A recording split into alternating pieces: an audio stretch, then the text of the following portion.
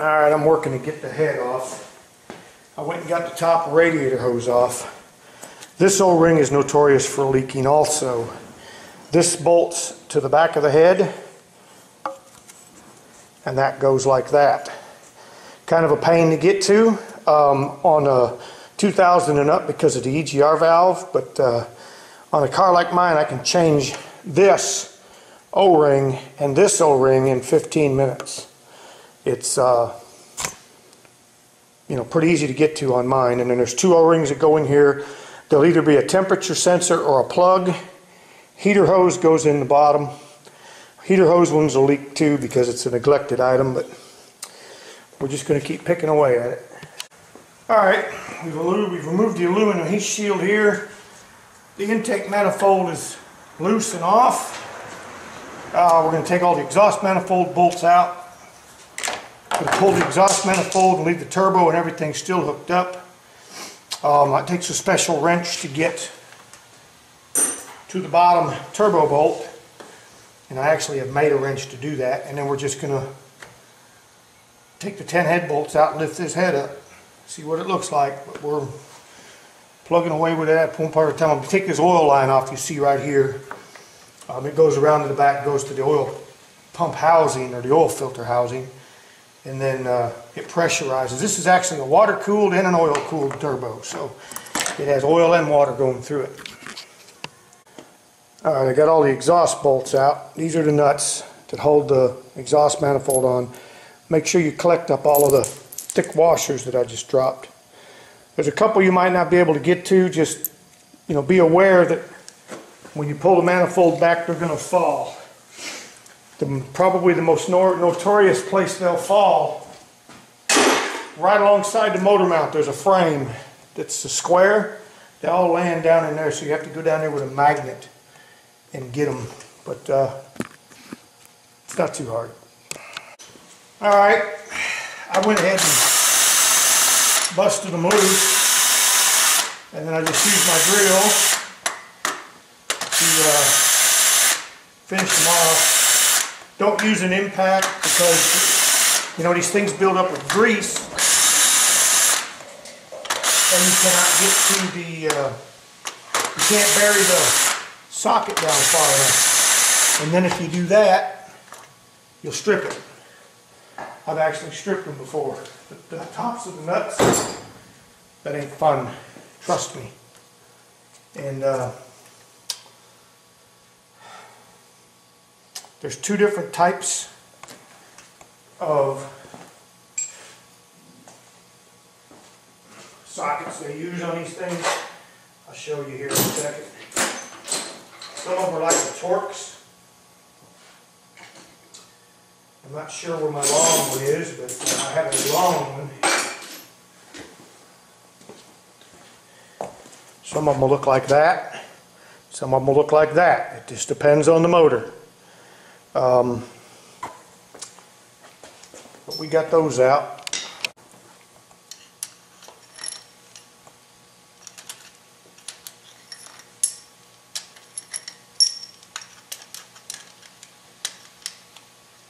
Come on.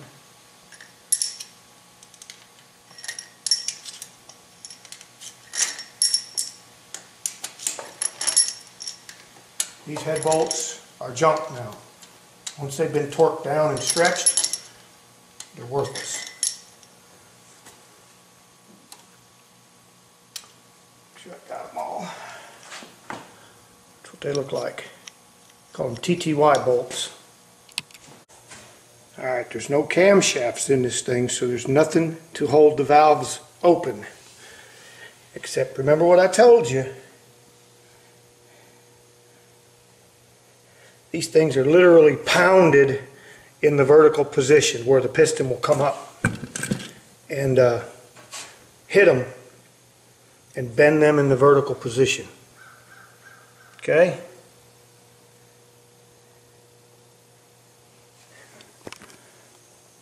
That's pretty bad, ain't it? Pretty bad. Okay, there's one. There's a total kiss there. Total kiss there, and total kiss there on all four.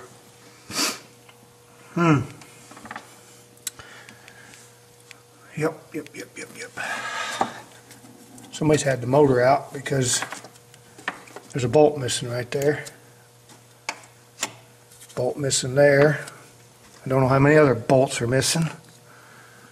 Oh, I love these cars that have been tampered with. Bolt missing there.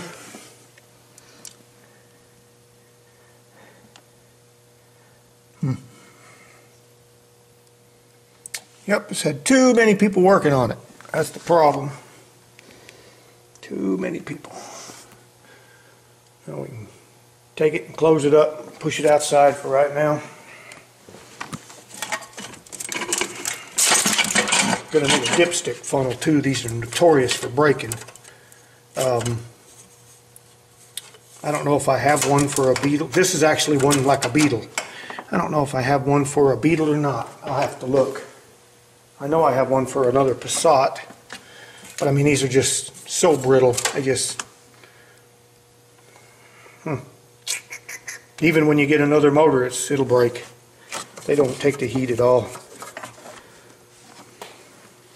Old water pump. There's the timing chain tensioner is seized up right here. Oh well. We're done for now. Well, I got the oil drained out of it. I didn't see any metal shavings in the oil. It's just strictly black, which is a good sign. That means that the metal shavings are probably all packed up in the oil filter, but we'll find out when we get this motor out. This is my wrench for the turbo. See these two bolts on top? There's another one on the bottom. That's what this wrench is for. You can't buy this off the Snap-on truck. It's even notched, so I can get one more bite. So we're going to go ahead and get this turbo knocked out. Get the bell housing bolts out, start working on the front of this motor, and try and get this motor out of here today. Alright, we went ahead and got the turbo off, and this will give you a better idea how bad this turbo is. That's probably 3/16 right here.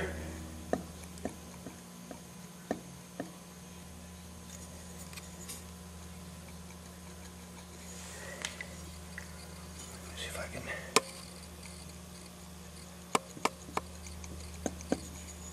It's actually into the housing. That's the water neck I was telling you about.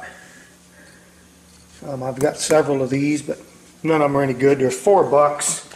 They're not worth even replacing or reusing because they're so cheap. So we got the turbo off. Anybody who works on these, don't mess this hose up. It's $100. It's a return line for the coolant on the turbo. We're going to go ahead and start taking the front of the car apart. And I got some stuff I want to pressure wash everything under here. The oil looked just good nasty black, so I'm hoping maybe we can just flip this motor over. You know, best case scenario, a complete engine gasket set, rod, main bearings, and rings, and then we'll just, you know, hit these with a glaze breaker. I want to clean these pistons up, make sure they're not cracked where the valves hit, and then hopefully we can salvage this motor. That's the goal. Let me get back to work. Get the grill out. Alright, once you get all the screws out of the front of this, there's a couple of hidden ones.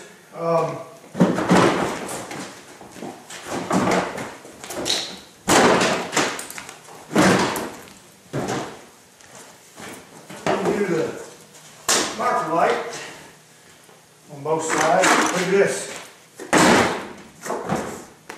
Looks like somebody mowed the grass and threw it all up under this bumper cover.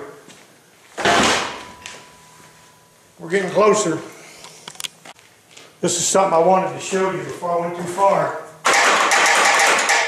That's the bolt that holds the whole front bumper on. This one over here has got a nut on it. They must have lost a nut here. Didn't put the nut on it. A lot of missing screws, a lot of misplaced screws. Screws ain't in the right place. It's obviously been apart before, but we know that. See, I'll show you it's not necessary to even take these two end bolts out.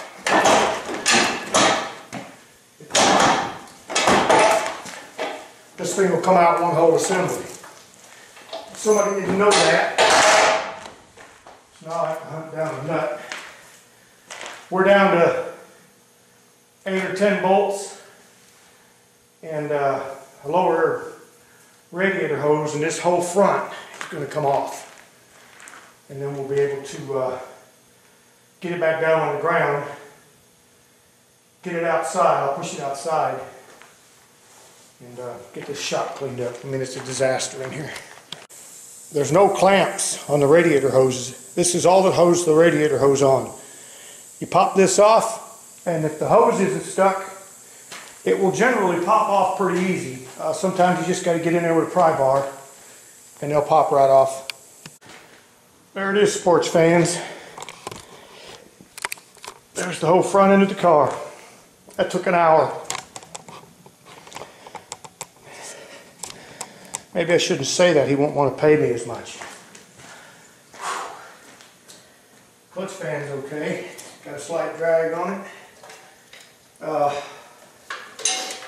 Was no AC Freon in it. There was a little bit of oil dripped out, no Freon.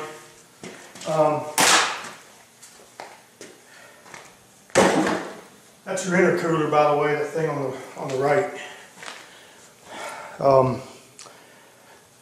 Easiest way to explain it. The turbo sucks in air from the intake, runs it over here. It's hot, by the way, because it goes through the turbo. It goes through here and it cools it, puts it in here, puts it in the intake manifold under pressure. I forgot, every 10 degrees of air temperature is about 1 or 2% in horsepower. Something like that. Don't quote me on it. I don't want to hear no bullshit about it. I'm totally wrong. It's a formula like that. So the cooler you can get the air going from the exhaust side to the intake, you know, the more cold air you can get in a cylinder, the bigger the explosion, the bigger you go down the road faster. Okay. Now I got to get all this cleaned up, get it down on the ground, get it pushed out of here, and try and clean this mess up. Looks like a bomb went off in here. Alright, we're going to go pull the aftercooler hose off. You always leave this one bolt in, it kind of holds everything together. We're going to take this bolt out.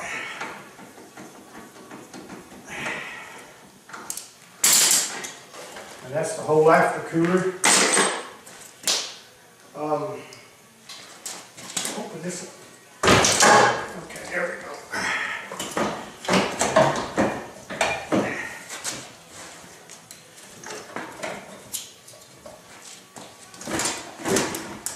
Yeah, there you go. That's your whole aftercooler assembly right there. All one piece. You can leave it together. What I like to do though is make sure there ain't no water in it. Because if you get water down in there and it sits there and you go down the road and build up a lot of boost, it'll blow that water up in the intake manifold and hydraulic lock the motor, just destroy it. So before I put it together, I will actually clean all this up, clean it all out, and make sure there's no obstructions or junk. Don't lose your two rubbers that go on the aftercooler. It's damn hard to buy. I got a whole box of nuts and bolts. But I mean, this thing is just loaded with junk and grease and nasty crap. From this position here, there's probably 2 hours worth of work. That motor will be out.